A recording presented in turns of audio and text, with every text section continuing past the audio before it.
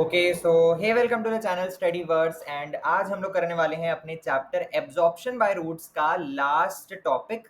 Last के कुछ topics बचे हुए हैं उसको हम लोग कंप्लीट करेंगे और इसी के साथ हमारा chapter absorption by roots finally complete हो जाएगा। आई गेस ये 19th पार्ट होने वाला है इस वीडियो लेक्चर का, सॉरी इस टॉपिक का। तो इस चैप्टर का ये लास्ट टॉपिक है, लास्ट लेक्चर वीडियो है एंड इसी के साथ हमारा ये चैप्टर कंप्लीट होगा और इसका प्लेलिस्ट मैंने बना दिया है, तो आप लोग वहाँ जाकर चेक कर सकते हैं सारे वीडियोस। जितने भी टॉपिक्स हैं इस चैप्टर के मैंने सारे कवर कर लिए हैं, तो आप लोग जाके उसको चेक कर सकते हैं। आई बटन पे आप लोग ऑस्मोसिस के डेफिनेशन को देख सकते हैं क्योंकि वो आई गेस बहुत ज़्यादा इंपॉर्टेंट है इस चैप्टर में। तो आई बटन पे वो क्लिक होगा और एंड स्क्रीन पे जाके आप लोग को प्लेलिस्ट मिल जाएगी और प्लेलिस्ट की डिस्क्रिप्शन सॉरी प्लेलिस्ट की लिंक मैं डिस्क्रिप्शन में भी डाल दूंगा, ठीक है।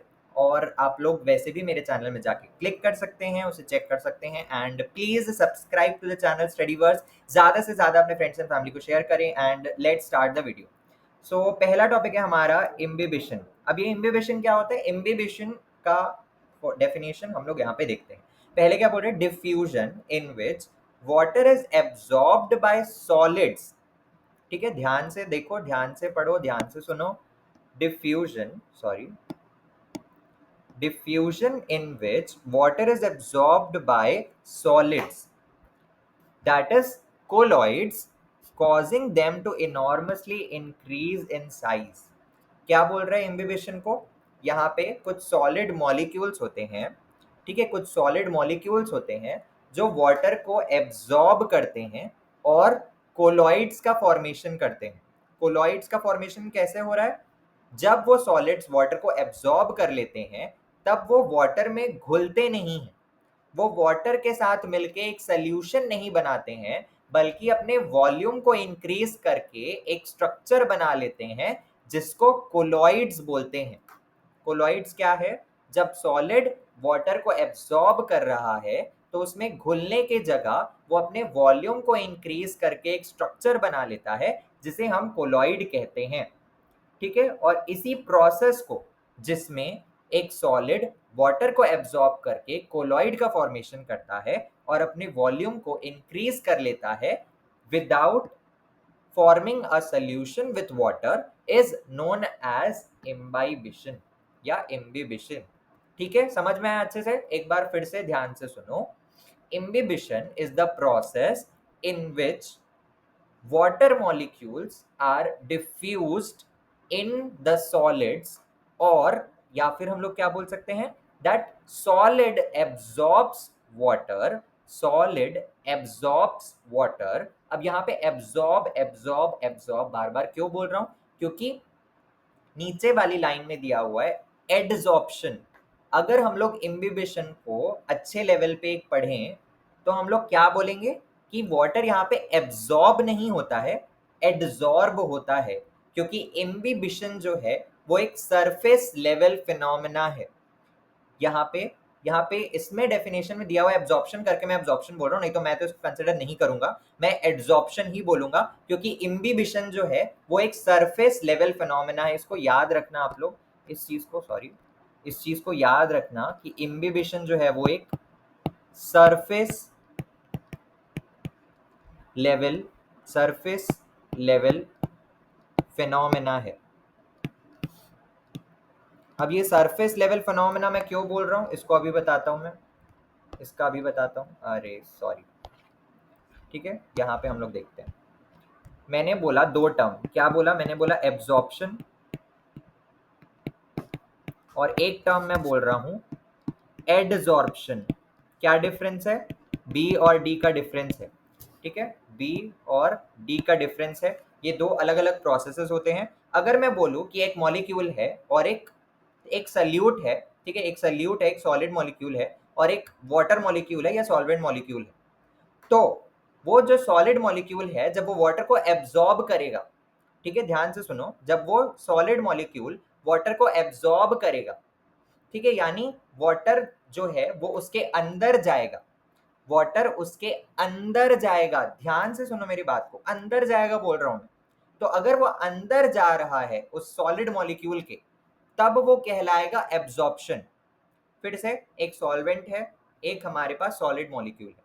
अब उस सॉलिड मॉलिक्यूल के अंदर जब वो सॉल्वेंट मॉलिक्यूल गया, ठीक है, अंदर गया, तो उसको हम लोग एब्जॉर्प्शन बोलेंगे।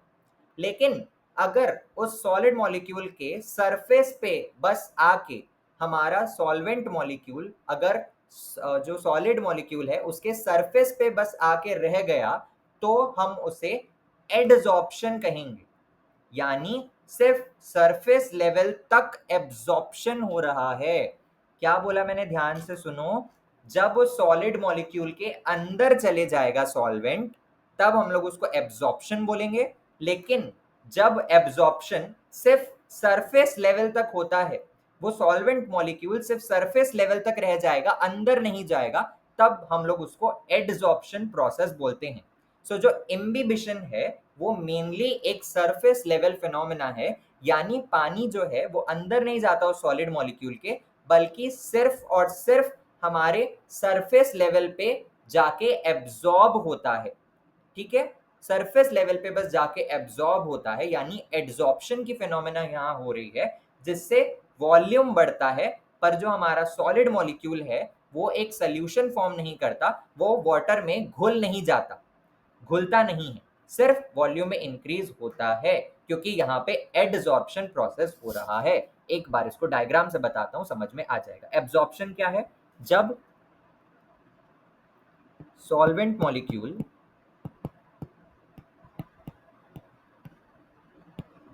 गेट्स इनसाइड, ये वर्ड बहुत इंपॉर्टेंट है, gets inside a solid molecule, यानी इसको हम लोग नीचे कर लेंगे। यानी मैं क्या बोल रहा हूँ, ये हमारे पास कुछ वाटर मॉलिक्यूल्स हैं। ये क्या है? कुछ वाटर मॉलिक्यूल्स हैं। ठीक है, ये हमारे कुछ वाटर मॉलिक्यूल्स है। ये हमारा एक सेल है। ठीक है, सॉलिड में मैंने क्या लिया, ये सॉलिड मॉलिक्यूल, एक सेल मान लो। ठीक है, मॉलिक्यूल।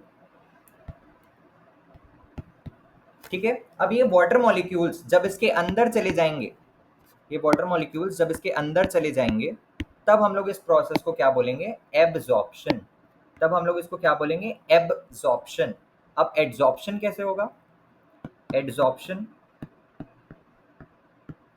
वो क्या होता है? When solvent molecule, solvent molecule इसमें क्या था? Gets inside a solvent molecule remains in surface level of the solid molecule। ठीक है, वो होता है हमारा एडजॉर्प्शन। कैसे? ये हमारा क्या है? सॉलिड। ठीक है, और ये हमारा वाटर मॉलिक्यूल्स है। अब ये वाटर मॉलिक्यूल्स इसके सरफेस पे बस आ रहा है, अंदर नहीं जाएगा, अंदर नहीं जाएगा, सिर्फ सरफेस पे आ जाएगा। ठीक है, और एक लेयर फॉर्म कर लेगा, तो इसे हम लोग क्या बोलेंगे? एडजॉर्प्शन। इसे हम लोग क्या बोलेंगे? एडजॉर्प्शन। अब आप लोग देख सकते हैं कि यहाँ पे क्या हो रहा है, यहाँ पे वॉल्यूम जो है वो इंक्रीज हो जा रही है, वॉल्यूम इंक्रीज हो रही है। ठीक है, सो एब्जॉर्प्शन और एडजॉर्प्शन के बीच में डिफरेंस समझ में आया? तो इम्बिबिशन जो है वो एक क्या है? Imbibition, imbibition. इम्बाइबिशन क्या है? उसमें वाटर मॉलिक्यूल्स का, वाटर मॉलिक्यूल्स आर एडजॉर्ब्ड। ठीक है, वाटर मॉलिक्यूल्स आर एडजॉर्ब्ड। ये मैं क्यों बोल रहा हूँ? यहाँ पे ये वाली लाइन पे देखो, diffusion is along the concentration gradient, यानी higher concentration to lower concentration. मैंने बताया था अलोंग द कंसंट्रेशन ग्रेडियंट का मतलब होता है higher concentration to lower concentration, और अगेंस्ट द कंसंट्रेशन का मतलब होता है lower concentration to higher concentration. तो हम लोग यहाँ पे क्या बोल रहे हैं? डिफ्यूजन जो है वो कैसा है? Along the concentration gradient, and it depends upon the affinity between the adsorbent and the liquid being adsorbed. यानी ये किस पे डिपेंड करता है? डिफ्यूजन कितना पानी अंदर जाएगा, सॉरी कितना पानी जो है हमारा सॉलिड के उस सरफेस पे आएगा वो किस पे डिपेंड करता है, वो हमारे एड्सॉर्बेंट यानी जो सॉलिड मॉलिक्यूल का सरफेस है वो, और जो हमारे वाटर मॉलिक्यूल्स है उन दोनों का एक दूसरे के तरफ जो अट्रैक्शन है, जो एफिनिटी है। एफिनिटी का मतलब क्या होता है, एफिनिटी का मतलब होता है अट्रैक्शन। ठीक है, उन दोनों के बीच का जो अट्रैक्शन है उस पे डिपेंड करता है कि कितना पानी जो है वो डिफ्यूज होगा और जाके सरफेस पे एड्सॉर्ब होगा उस सॉलिड मॉलिक्यूल के। ये प्रोसेस होता है इम्बिबिशन। अब इसका अच्छा एग्जांपल क्या है, इसका सबसे अच्छा एग्जांपल है वो सीड्स। सीड्स को जब हम लोग पानी में रखते हैं, ठीक है, सीड्स को जब हम लोग पानी में रखते हैं या मॉइस्चर में रखते हैं, तो हमने देखा है कि सीड जो है वो सीडलिंग्स का फॉर्मेशन कर देता है, यानी जो उसमें से सीडलिंग है वो निकल आता है। ठीक है, सीड का जो कोट होता है वो काफी हार्ड होता है, लेकिन जब उसको मॉइस्चर में रखते हैं हम लोग या फिर वाटर में रखते हैं तो क्या होता है, वाटर जो है वो इम्बिबिशन के थ्रू, सीड कोट में बस जाता है, यानी एड्सॉर्प्शन हो रहा है यहाँ पे। इसीलिए सीड के अंदर नहीं जा रहा है, सिर्फ सीड के बाहर सीड कोट तक जा रहा है, यानी आउटर लेयर तक जा रहा है, सरफेस लेवल तक जा रहा है। तो वो इम्बिबिशन ऑफ वाटर हो रहा है यहाँ पे, जिससे हमारे सीडलिंग को बाहर निकलने में मदद मिलती है। ठीक है, जिससे हमारे सीडलिंग को बाहर निकलने में मदद मिलती है सॉइल से, और खुद के सीड कोट को तोड़ के बाहर निकलने में भी मदद मिलती है, और सॉइल से बाहर निकलने में भी मदद मिलती है। ठीक है, तो क्या है यहाँ पे example, imbibition of water by seeds that causes seedling to emerge out of soil. ठीक है, समझ में आया, इम्बिबिशन समझ में आ गया। नेक्स्ट हम लोग बढ़ते हैं डिफ्यूजन और ऑस्मोसिस के बीच का डिफरेंस। मेरे को लगता है, आई एम रियली सॉरी, मैंने बोला अभी ये लास्ट वीडियो होगी, लेकिन इस इम्बिबिशन में एड्सॉर्प्शन अब्जॉर्प्शन समझाते समझाते ही बहुत ज्यादा टाइम हो गया। ठीक है, तो इस वीडियो का हेडिंग हम लोग क्या डाल देंगे, इम्बिबिशन, एड्सॉर्प्शन वर्सेस एब्जॉर्प्शन, ये ऐसे थंबनेल लगा दूंगा मैं। ठीक है, इसके बाद I am really sorry but part 20 बनना था, इसीलिए ये सब हो रहा है। पार्ट 20 एक वीडियो लेक्चर और लगेगा इसके लिए, जिसमें आगे के टॉपिक हम लोग करेंगे। आगे का टॉपिक क्या है, रूट प्रेशर। ठीक है, रूट प्रेशर और हमारा ट्रांसपीरेशन। ठीक है, ट्रांसपीरेशनल पुल क्या होता है, कैपिलरिटी क्या होती है, और रूट प्रेशर क्या होता है, ये हम लोग अगले वीडियो में डिस्कस करेंगे। I am extremely sorry. इसमें हम लोग एक चीज और देख लेते हैं, डिफ्यूजन और ऑस्मोसिस का डिफरेंस, जो हम लोग पहले भी पढ़ चुके हैं, उसका सिर्फ एक समराइज डिफरेंशिएट दिया हुआ है, तो उसको हम लोग पढ़ लेते हैं। ठीक है, क्या है यहाँ पे, डिफ्यूजन और ऑस्मोसिस, इन दोनों के बीच का डिफरेंस दिया हुआ है। डिफ्यूजन में 10 बार बोल चुका हूँ, 10 बार बता चुका हूँ। डिफ्यूजन क्या होता है, movement of any substances, movement of any substances from higher concentration to lower concentration, that is along the concentration gradient is known as diffusion।